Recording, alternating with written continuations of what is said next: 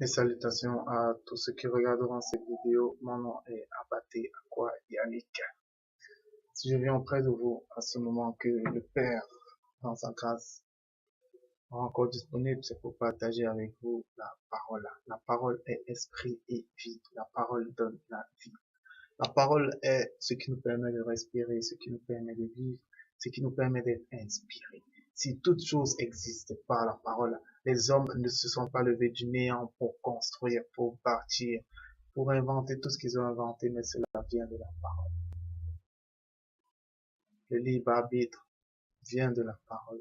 Le bien comme le mal vient de la parole. La lumière comme les ténèbres viennent de la parole. Toute chose vient de la parole. Et rien n'existe sans la parole.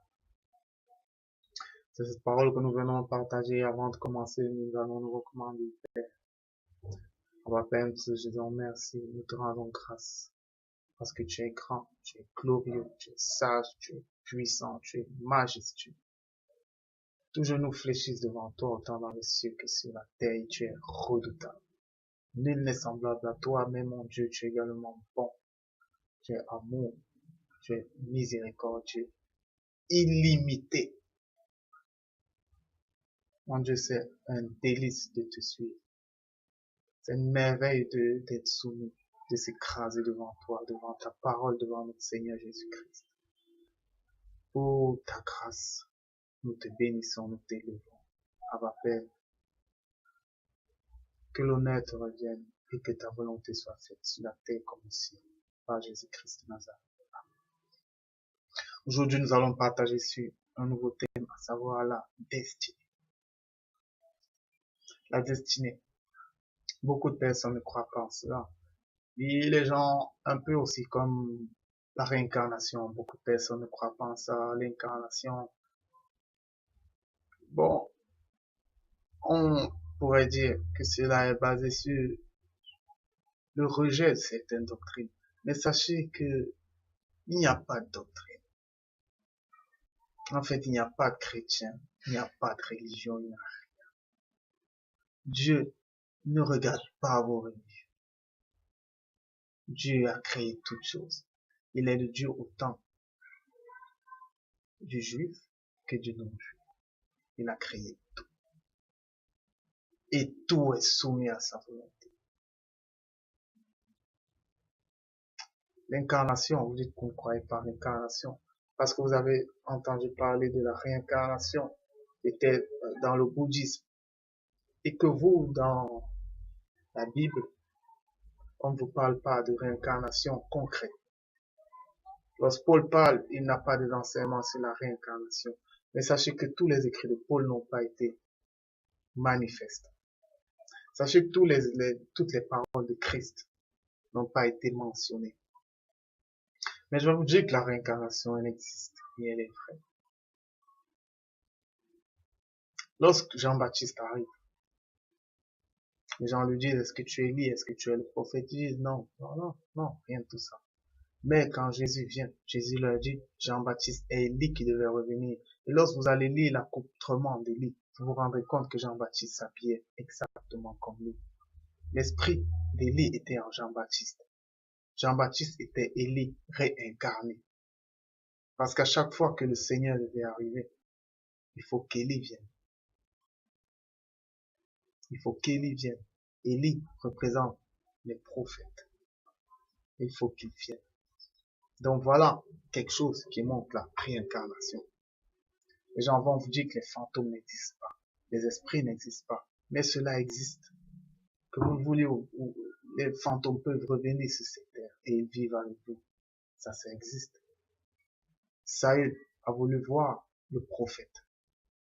Eh bien, une femme a fait revenir le prophète des morts. Il lui a dit, Saül, tu seras avec moi. Jésus, déjà, quand il venait vers ses apôtres, quand il marchait dans l'eau, il se disait, c'est un fantôme, c'est un esprit. Mais Jésus leur a dit, c'est moi. Lorsqu'il montre ses stigmates, il dit, je suis pas un esprit, je suis pas un fantôme, c'est moi. Comme pour dire que ces choses, elles sont vraies. Alors, ne soyons pas sadducéens, mais soyons pharisiens. Pharisiens de doctrine. La doctrine pharisienne croit aux anges, que les anges existent. Elle croit au domaine spirituel, et le domaine spirituel existe. Maintenant, la destinée. La destinée veut que toute chose soit écrite. Il y a un livre de vie, et ce livre, personne ne peut le changer. Ce livre est écrit, Dieu a tout écrit. Vous ne pouvez rien changer. Ce que vous faites, c'est parce que vous devez le faire. Il est écrit que Dieu met en nous le vouloir et le faire. Vous ne pouvez rien faire. Lorsque vous vous placez là, vous regardez les choses, vous êtes inspiré. Vous inventez quelque chose, vous avez du succès. Lorsque vous vous placez là, et une musique, vous êtes inspiré d'une musique, vous la mettez sous forme, vous avez du succès. Vous êtes inspiré de Dieu et de personne d'autre. Tout ce que vous faites est écrit. Tout ce que vous faites est écrit. Et vous ne pouvez rien changer en cela. Le seul fait de penser que vous pouvez changer les choses, c'est de la bêtise. Aujourd'hui, dans la loi, vous avez reçu le pouvoir d'apprécier les choses. Lorsque vous voyez quelqu'un qui tabasse sa femme, vous mettez à le juger. Eh bien, voilà, il va aller en enfer, il va aller en prison. Il a fait ce qui n'était pas bien. Vous vous mettez à faire des pronostics sur lui. Vous anticipez sur le futur, selon votre sagesse humaine. Pronostiquer déjà, c'est pas bien. Dire à base d'un acte que vous voyez ce qui doit arriver par la suite, cela ne vous appartient pas. C'est pourquoi on ne juge de rien. Cela ne vous appartient pas. Vous ne pouvez pas changer le destin. Ce qui est fait, c'est ce qui devait se faire. Et vous n'avez rien à y changer. Nous sommes devenus Dieu, nous sommes mis à prévoir les choses.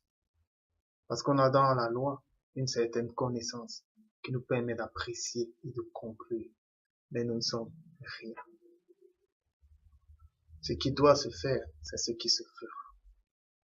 Aujourd'hui, je publie cette vidéo. C'est pas tout le monde qui la verra. Mais ceux qui la verront, c'est ceux qui devaient la voir. Je ne sais pas si c'est un ami qui vous l'a passé. Je ne sais pas si vous feuilletiez Internet, YouTube ou Facebook et vous êtes tombé sur ça. Vous deviez tomber. Parce que ce vouloir même, c'est Dieu qui vous l'a mis. Vous deviez. C'était écrit. Et vous ne pouvez rien changer à ça. Il n'y a rien d'attirant dans cette vidéo. C'est le même cadre. Et il est merdique. Il n'est pas attrayant. Mais pourquoi vous suivez ces paroles? C'est parce que Dieu met en vous la volonté de les suivre. C'est pas pour autre chose. C'est pas parce que je suis un beau parleur, ou bien beau gosse, ou bien tout ce qui va avec. C'est pas l'art et l'industrie des hommes. Ça veut dire il n'y a pas de caméra, il n'y a pas, mais vous devez les suivre. Parce que c'est écrit ainsi. Il n'y a rien à changer. Rien de nouveau. Tout est écrit. Dieu a tout écrit. Tout ce qu'il nous demande, c'est de vivre notre vie. Ne vous rendez pas esclave de quelqu'un qui vient créer une histoire et vous met dans son histoire. Notre vie dans ce monde, dans cette société, c'est une histoire qui a été écrite par des gens. Et leur but, c'est de vous mettre dans leur histoire. Mais maintenant, leur histoire ne sera jamais l'histoire de votre cœur. Prenons l'homosexualité, ce que les hommes appellent selon la loi l'homosexualité. Eh bien, il y a des pays où cela est praticable. Les gens trouvent ça, c'est praticable. Mais venez chez les Africains, chez les Noirs, ils ne vont jamais vous accepter ça. Parce que Dieu ne les a pas prédisposés à être comme ça. Ils ne sont pas comme ça. Et ils ne le seront jamais. Ça sont des prédispositions. Mais maintenant, ceux qui ont été prédisposés à être comme ça, ils viennent vers vous et vous disent acceptez. Parce que nous sommes riches, nous avons des armes, nous sommes des grandes puissances. acceptez. Là, c'est pas bien. Parce que vous voulez contraindre les gens à vivre non plus selon Dieu, mais selon la loi avec laquelle vous venez. Et là, c'est plus bien. Donc, tout est écrit. Le destin, il est vrai. Le destin existe. La destinée existe. Elle existe. Il n'y a qu'un seul Dieu. Un seul Dieu, le Père, de qui viennent toutes choses et pour qui nous sommes. Ça veut dire si nous existons, c'est pour Dieu. Il n'y a qu'un seul Dieu. Il n'y a pas plusieurs dieux. Il n'y a qu'un seul Dieu. Et il est le Père de qui viennent toutes choses. Lorsqu'on dit toutes choses, ça veut dire qu'il n'en manque aucune. Toute chose, bien, mal, ça vient de Dieu. Et c'est pourquoi c'est lui qui fait pousser la connaissance du bien et du mal. Ténèbres, lumière, ça vient de Dieu. Toutes choses, et même celles qui n'ont pas de nom, toute chose vient de Dieu. Et nous sommes pour lui. Toutes choses. Ce que vous considérez comme impudicité, cela vient de Dieu. Ce que vous considérez comme fornication, cela vient de Dieu. Ce que vous considérez comme mensonge, cela vient de Dieu. Toute chose vient de Dieu. Et il n'y a qu'un seul Seigneur, par qui toutes choses sont et par qui nous sommes. Tout a été créé par Jésus-Christ, parce qu'il est la parole. Tout a été créé par la parole. Il n'y a qu'un seul Dieu. Dire que le mal, ou les ténèbres, ou le diable ne vient pas de Dieu, c'est dire qu'il y a deux dieux. Mais il n'y a qu'un seul Dieu, créateur de toutes choses. Dieu le Père. Maintenant, si Dieu est créateur de toutes choses, si Dieu est créateur de la fornication, eh bien, vous vous dites, la fornication est mal. Mais vous vous dites qu'elle est mal pour une raison. C'est parce qu'on vous a enseigné dans la loi ce qui est bien et ce qui est mal. Eh bien, sachez que les choses ne sont souillées que pour ceux qui les voient comme souillées.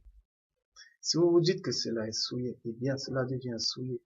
Et si vous vous mettez à juger comme impur celui qui les commet, vous vous jugez plus vous-même. Parce que si vous ne forniquez pas, vous faites autre chose. Vous faites autre chose. Il n'y a qu'un seul Dieu, un seul Seigneur. Et tout ce qui se fait est ce qui devait se faire. Vous ne pouvez déroger à rien. Et le simple fait de penser que vous avez le libre arbitre, c'est une bêtise. Vous n'avez aucun libre arbitre parce que vous ne savez pas d'où vous vient le pouvoir de décision. C'est Dieu qui met le vouloir et le faire en l'homme. Sachez donc que tout pouvoir de décision vient de Dieu. Tout ce que vous décidez vient de Dieu parce qu'il a préétabli. Dans nous, nous avons des caractères, nous avons des comportements. Il y a des gens qui sont plus forts que d'autres. Il y a des gens qui sont plus résistants que d'autres. Il y a des gens qui sont plus prudents que d'autres. Eh bien, ces choses-là ne viennent pas de vous. Ces caractères ne viennent pas de vous. Maintenant, au travers de vos décisions, vous ferez toujours intervenir ces caractères. Ces caractères ne viennent pas de vous. Vos décisions ne viennent pas de vous. Vous n'êtes rien dans tout ça. Mais tout ce que vous êtes, c'est un outil. Parce qu'il y a une histoire qui est écrite. Et vous avez votre rôle à jouer dans cet outil. Je vous donne des sentiments. Il met en vous des décisions à prendre. Mais tout ça concourt à son histoire. En d'autres termes, à sa gloire. Maintenant, les hommes apprécieront que vous avez fait bien ou mal. Mais toujours est-il que ça sert à l'histoire de Dieu. Ça sert à son histoire. Maintenant, je vais montrer le bien fondé de ces choses. Parce que vous avez le libre arbitre. Parce que vous croyez que vous êtes maître de votre bateau, capitaine de votre bateau. Quand quelque chose arrive, vous vous sentez blessé parce que vous vous dites, j'ai mal fait, j'ai fait une erreur. Vous murmurez, vous vous plaignez contre vous-même. Dieu n'est pas dans les murmures, il n'est pas dans les plaintes. Mais Dieu aime celui qui sait que ça devait arriver et il lui rend grâce. Parce que, en toute chose, quand vous commencez à comprendre que c'est l'histoire de Dieu, eh bien, vous ne vous plaignez plus. Mais vous acceptez tout ce qui vient. Comme Job. Job, lorsqu'il perd tout, sa femme lui dit, maudit Dieu, meurt. Regarde ta souffrance. Et Job lui dit, si on a reçu le plaie, pourquoi ne recevons-nous pas également à l'autre côté? Tout ça vient de Dieu. Tout ça vient de lui. Donc nous devons seulement recevoir le bien de Dieu. Et quelle est même cette notion de connaissance du bien et du mal? On reçoit de Dieu. Peu importe ce que c'est, ça concourt à sa gloire. Lorsqu'on fait mal, on se plaint, on murmure, on se ronge de l'intérieur. Lorsque les autres nous font du mal, selon que les hommes qualifient de mal, eh bien, on se plaint. On dit qu'ils sont mauvais, on les juge, sans savoir que toutes ces choses devaient arriver, parce que c'est pas vous qui mettez la volonté dans le cœur de l'homme. C'est pas nous. Si votre femme va avec un autre homme, si votre mari va avec une autre femme, eh bien, c'est ce qui devait arriver. C'est ce qui était dans leur cœur à ce moment, et nul ne peut combattre contre son cœur. Vous avez beau résister, vous ne combattrez jamais votre cœur. C'est pourquoi certaines femmes, lorsqu'elles font ces choses après, elles reviennent et disent, je ne sais pas ce qui m'est arrivé. Et elles disent vrai. C'est qu'à ce moment, ce qui était dans leur cœur, Dieu avait disposé les choses pour que ça en soit ainsi. Et vous, à qui on l'a fait, vous devez comprendre que ça devait arriver. Et au moment précis, vous glorifiez Dieu. Et au moment précis, vous ne jugez pas l'autre. Parce que vous comprenez que cela ne dépendait pas d'elle ou de lui. Et la vie continue. C'est parce que vous avez conscience du mal que vous avez mal. Vous avez les douleurs, vous souffrez selon la chair. C'est parce que vous avez conscience de ce qui est bien et mal que vous connaissez l'offense. S'il n'y a plus de bien ou de mal, comment saurez-vous que quelqu'un vous a offensé? Comment saurez-vous qu'on vous a offensé? C'est ça être comme un petit enfant. L'enfant ne connaît pas l'offense. Il voit les choses, mais il ne connaît pas l'offense. Et si vous ne voyez pas qu'on vous a offensé, le pardon deviendra plus facile. Parce que vous êtes aveugle de l'offense. Le pardon deviendra plus facile. Aujourd'hui, j'ai appris quelque chose. C'est que la douleur du cœur n'est pas toujours synonyme d'offense. Il n'est même plus pour moi synonyme d'offense. Mais la douleur du cœur, c'est un signe précurseur de quelque chose qu'on doit recevoir. Moi, à chaque fois que Dieu veut me donner quelque chose, à chaque fois qu'il veut me faire recevoir quelque chose de spirituel, j'ai cette douleur. Ça ressemble un peu à la douleur qu'on ressent après une rupture. Mais vrai, tu es en train de te rompre de quelque chose. Mais ça, c'est spirituel maintenant. Tu te romps d'une ancienne doctrine pour une nouvelle. Tu te romps d'un palier où tu étais pour accéder à un autre supérieur. C'est à ça que c'est cette douleur-là. Lorsque tu te sépares d'avec quelqu'un, non, il y a quelque chose que tu dois recevoir. Ne regarde pas les choses selon le bien et le mal. Regarde les choses spirituellement. Quand tu ressens cette douleur de rupture, sache qu'il y a quelque chose que tu dois recevoir. Il y a toujours quelque chose que tu dois recevoir. Souvent, lorsqu'on agit, on pense qu'on aurait pu faire autrement. On n'aurait jamais pu faire autrement. Ma vie du passé, ma vie de masturbation, de fornication, ma vie de mensonge, ma vie de fraude, ma vie de violence. Cette vie-là, je devais la vivre. Pour être celui que je suis aujourd'hui, il fallait que je vive ces choses.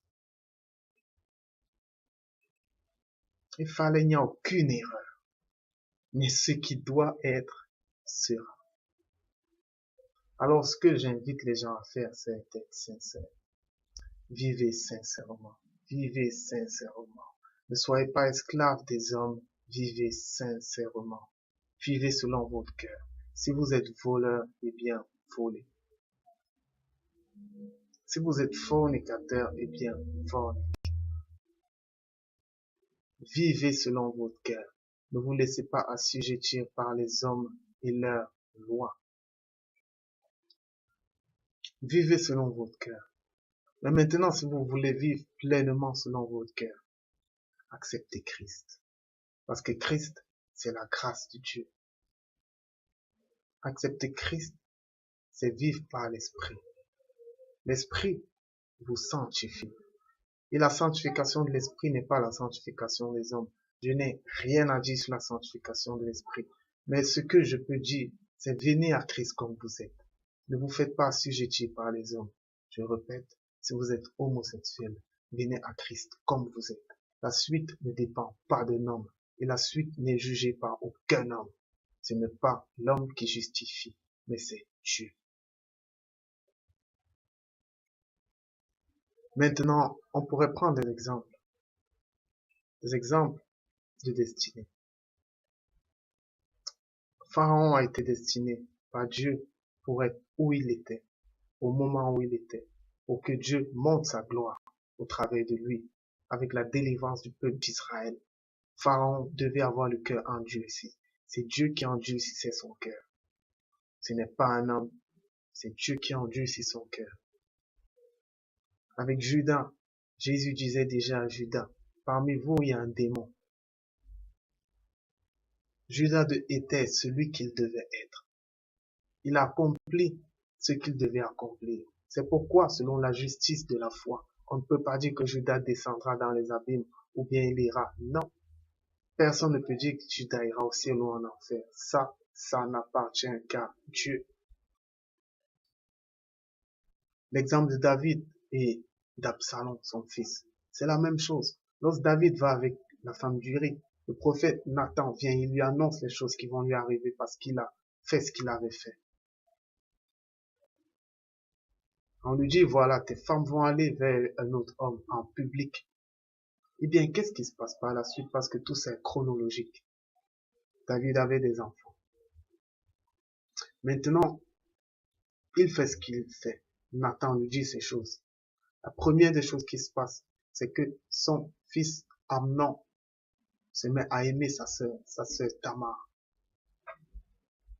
C'est un sentiment que Dieu met en son fils Amnon, parce qu'il y a des choses qui doivent découler. Pourquoi vous ne vous posez pas la question que c'est après ce que David a fait, après que le prophète ait dit ce que Dieu devrait faire, que Amnon se met à aimer sa sœur. Il ne l'aimait pas avant, mais il se met à la désirer à ce moment précis, parce que des choses devaient arriver, des choses qui avaient déjà été écrites. La prophétie, le seul fait de croire aux prophètes, ça veut dire que vous croyez en la destinée, parce que les prophètes annoncent des choses à venir. Lorsque Jésus parle des choses qui doivent arriver à la fin des temps, c'est que ces choses sont écrites. Lorsque Jean parle de l'Apocalypse, c'est que ces choses sont déjà écrites. Lorsque les prophètes, lorsque David annonce comment Christ va dire, mon Père, pourquoi m'as-tu abandonné? Lorsqu'il parle de ça, lorsqu'il dit que les vêtements seront tirés au sort, lorsqu'il parle de ces choses, c'est que c'était déjà écrit. Ça, c'est la destinée. Tout est écrit. Maintenant, Amnon dans son cœur, il se met à aimer sa sœur. Il va avec sa sœur, et dès qu'il va avec elle, le sentiment change. Maintenant, il se met à la détester. Vous croyez que de lui-même, il aurait pu changer les sentiments comme ça? C'est Dieu qui inspire. Il met, parce qu'il y a une histoire qui s'écrit. Et la seule façon de conduire un homme, c'est en mettant des sentiments dans son cœur. Ce n'est pas l'intellect, c'est le sentiment du cœur. Lorsque je parle du cœur, quand je parle du cœur, c'est pas du cœur physique. Parce que on regarde un homme, on dit que celui-ci est mauvais, mais vous allez regarder son cœur est comme le cœur de tous les hommes. C'est le cœur intérieur, c'est l'homme intérieur. Lorsque Dieu veut guider un homme, il met des choses, il met le vouloir et le faire dans son homme intérieur. Et peu importe ce que tu vas faire ce que Dieu a mis en toi. Amnon va vers sa sœur et couche avec elle. Il abuse d'elle. Il se met à la détester. Au moment précis, il la chasse. Sa femme se sent, sa sœur sent, sa sœur à lui et la sœur d'Absalom aussi se sent déshonorée. Elle va vers son frère Absalom. À ce moment précis, son frère Absalom garde contre Amnon. Qu'est-ce qui s'ensuit? Absalom tue son frère Amnon. Il va en exil parce qu'il ne peut plus rester à côté de son père David. Il revient, il commence à plaire au peuple. Et après, il prend la place de son père. Parce que tout ça avait été écrit. Il fallait au préalable qui est cette histoire de Tamar. Il fallait au préalable qu'il tue Amnon. Il fallait au préalable toutes ces choses pour qu'il accède au pouvoir. Et quand il accède au pouvoir, David fuit, mais il laisse ses femmes. Et qu'est-ce qui se passe? C'est que Absalom, son fils, prend ses femmes. Comme Nathan l'avait dit. Comme Nathan l'avait dit. C'est Dieu qui inspire les choses aux hommes. C'est Dieu qui inspire. La prophétie est l'illustration de la destinée. Si vous croyez au prophète, vous croyez au destin. Sans vous en rendre compte, tout est écrit. Vous ne pouvez rien changer à ce qui est écrit. Eh bien, vivez. Vivez librement. Vivez librement. Vivez librement. On vous amène dans le lien de la servitude en vous donnant la loi. En vous disant fais et ne fais pas. Voile-toi, ne te voile pas. Paye la dîme et ne la paye pas. Vous entrez dans la loi des hommes. Vous entrez dans la religion. La dîme et l'offrande n'ont jamais été données aux païens. Faites la distinction entre les choses juives et les choses païennes. Ces choses du voile et du non-voile ne vous concernent pas. Elles concernent les juifs. Vous n'avez pas grandi dans cette notion, alors laissez-la à ceux qui ont grandi dans ces notions. Vivez pleinement votre vie. Vivez selon ce que votre cœur vous dit de faire, parce que c'est Dieu qui inspire votre cœur. Le cœur ne connaît pas le bien et le mal. Le cœur agit. Eh bien, agissez. S'il n'y a pas de loi, il n'y a pas de jugement. Dieu aime la sincérité. C'est pourquoi David était un homme selon le cœur de Dieu. Parce que David écoutait son cœur et il agissait. Peu importe ce qui arrivait par la suite, il agissait. Il agissait. Cela ne sert à rien de forcer quelqu'un à agir selon ce que nous voulons. À chaque fois que nous forçons, nous ouvrons les yeux des hommes. Chaque fois que nous venons avec une loi et que nous voulons la contraindre aux hommes, nous leur ouvrons les yeux et nous leur faisons discerner ce qui est bien et mal. C'est pas ce que Dieu veut. Dieu veut que l'homme soit aveugle. Dieu veut que l'homme ne discerne rien. Dieu veut que l'homme suive son cœur et soit sincère. Et la vérité de ton cœur n'est pas la vérité de l'autre. Alors ne l'applique pas à l'autre. Dieu donne selon son esprit à tout le monde, selon son bon vouloir. Ta vérité est ta vérité. La vérité de l'autre est la vérité de l'autre. Laissons les gens libres vivre librement, sans juger personne. On n'est pas là pour dire aux gens de faire comme on veut. Mais on est là pour comprendre les autres, pour les aider à vivre pleinement leur liberté. C'est pourquoi l'évangile existe. C'est pourquoi la prédication existe. La prédication, c'est la prédication de la grâce et non la prédication de la loi. Prêcher, c'est dire aux gens que Christ ôte ton péché. Prêcher, c'est dire aux gens que Jésus est venu pour un jugement. C'est pour que ceux qui ne voient point voient et ceux qui voient deviennent aveugles. Par la loi, nos yeux se sont ouverts et nous avons vu. Mais par la foi, nos yeux qui étaient ouverts se sont fermés et nous sommes aveugles. Nous sommes comme des petits enfants, aveugles du péché, aveugles du jugement, aveugles de notre libre arbitre. Parce que lorsque vous êtes aveugle, vous n'avez plus de choix de décision. Seul votre cœur vous guide. Et que vous soyez aveugle ou que vous soyez voyant, sachez que vous accomplissez la volonté de Dieu. Il y a deux voies en Dieu. Il y a deux. Il y a la voie des aveugles et il y a la voie de ceux qui voient. Tout ça sont des histoires qui sont écrites par Dieu et qui concourent à sa gloire. Vous ne pouvez rien changer à ça. Il y aura toujours deux types d'hommes, ceux qui voient et ceux qui ne voient pas. Vous ne pouvez rien changer à ça, cela est écrit.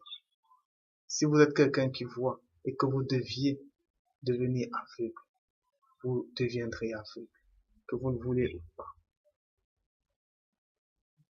Celui qui, dans la loi, est du mauvais, eh bien, sachez que c'est parce que il a reçu ça de Dieu. C'est vous qui le considérez comme mauvais, parce que vous avez dans la loi une puissance d'appréciation des choses. Eh bien, Dieu ne le considère pas comme mauvais. Mais Dieu sait que c'est ce qu'il devait faire, parce que c'est comme ça que Dieu l'a conçu. Les gens qualifient Pharaon de mauvais, mais sachez que Dieu a conçu Pharaon ainsi. Dieu a conçu Pharaon et lui-même l'a dit, je l'ai conçu ainsi, pour me glorifier. Dieu a haï Isaïe et il a aimé Jacob. C'est ainsi. Et vous ne pouvez rien y changer. Qu'est-ce qui est mauvais? Qu'est-ce qui est bon? Jésus disait déjà que Dieu seul est bon. Pour montrer aux hommes que vous ne connaissez rien. Ni ce qui est mauvais, ni ce qui est bon. Celui que vous qualifiez de mauvais et qui vit dans la sincérité de son cœur. Qui vit dans la grâce. Méfiez-vous d'être surpris à la fin. Parce que le mauvais et le bon, le bien et le mal, tout ça n'a aucune valeur. Je dis bien aucune valeur dans le salut de l'âme, dans la vie éternelle. C'est nous qui jugeons. Et ceux qui jugent iront en jugement. Je vais terminer avec un autre exemple. Là, vous voyez l'exemple de David lors du dénombrement d'Israël. Qu'est-ce qui se passe? David dénombre Israël et cela apparaît comme un péché. Eh bien, Dieu frappe. Mais il y a quelque chose qui se cache derrière ça. Dans 2 Samuel 24, verset 1, il est écrit, la colère de l'Éternel s'enflamma de nouveau contre Israël et il excita David contre eux en disant à David, fais le dénombrement d'Israël et de Juda. La colère de l'Éternel s'enflamma de nouveau contre Israël et il excita David contre eux en disant, fais le dénombrement d'Israël et de Juda. C'est la colère de l'Éternel. Ça, c'est dans 2 Samuel, chapitre 24, verset 1. La colère de l'Éternel s'enflamme contre Israël, donc contre le peuple. Et il excite le roi du peuple à faire le dénombrement d'Israël et de Juda. Donc il excite son roi. Et son roi, c'était David. Et David fait le dénombrement. Parce que c'est ce qu'il y avait dans son cœur. C'est Dieu qui a mis ça. C'est Dieu qui l'a excité, incité à faire ce dénombrement. Je répète, c'est Dieu qui l'a excité, incité à faire ce dénombrement. Mais maintenant, après ce dénombrement, son cœur se met à battre vite. Il se rend compte qu'il a péché. Et maintenant, Dieu lui dit, je te propose 3 fléaux. 3 jours de peste, 3 années de famine, ou 3 mois de guerre. 3 mois de guerre. Et David choisit l'un. Maintenant, lorsque vous allez lire 1 Chronique, chapitre 21 au verset 1, il est écrit, relatant toujours le même événement, Satan se leva contre Israël et excita David à faire le dénombrement. D'un côté, on vous dit la colère de l'Éternel s'enflamma et il incita David à faire le dénombrement. Il dit à David. De l'autre côté, on vous dit c'est Satan. D'un côté, la colère de l'Éternel. Et d'un côté, on vous dit que c'est Satan. Qui est Satan? Si ce n'est un serviteur de Dieu. On vous dit qu'il y a plusieurs dieux, mais en réalité, il n'y a qu'un seul Dieu, qui est le Père de toutes choses. Sachez donc que quand Satan incite David à faire, c'est Dieu qui est en train de l'inciter. Comme pour vous dire que ce que vous considérez comme mal, Dieu ne le considère pas comme mal. Dieu était en colère contre Israël. Et il fallait que quelque chose se passe. C'est pourquoi Dieu met le sentiment. Il met ce péché-là. Pas Satan, pas le père du péché. Il met ce péché en David et lui dit, fais le dénombrement. C'est l'Éternel qui dit à David, fais le dénombrement. En passant par Satan, il lui dit, fais le dénombrement. Parce que je sais que quand tu vas le faire, ce sera un péché. Et il faut qu'il y ait péché pour que je frappe. Que je frappe ce peuple. Parce que je suis en colère contre lui. Et c'est pourquoi dans tout ça, c'est pas David que Dieu a frappé. Mais c'est David qui, selon les hommes, a péché. Mais ce n'est pas lui que Dieu a frappé. Il voulait frapper Israël. Mais il ne pouvait pas frapper Israël pour rien. Il fallait qu'il mette un sentiment. Il fallait qu'il mette une volonté. Parce que c'est lui qui met le vouloir et le faire. Il fallait qu'il mette une volonté. De même, lorsque Saul doit mourir, Dieu se trouve, il dit, qui je vais envoyer? Un esprit impur vient. Il dit, moi, je vais mettre le mensonge dans les prophètes de cette personne. Il va aller en guerre, il va mourir. Et Dieu dit, va. Parce que Dieu est le Dieu des esprits, il est le Dieu de tout. Vous croyez que vous prenez des décisions, vous ne prenez aucune décision. Dieu a écrit son livre et il vous mettra les sentiments qu'il voudra.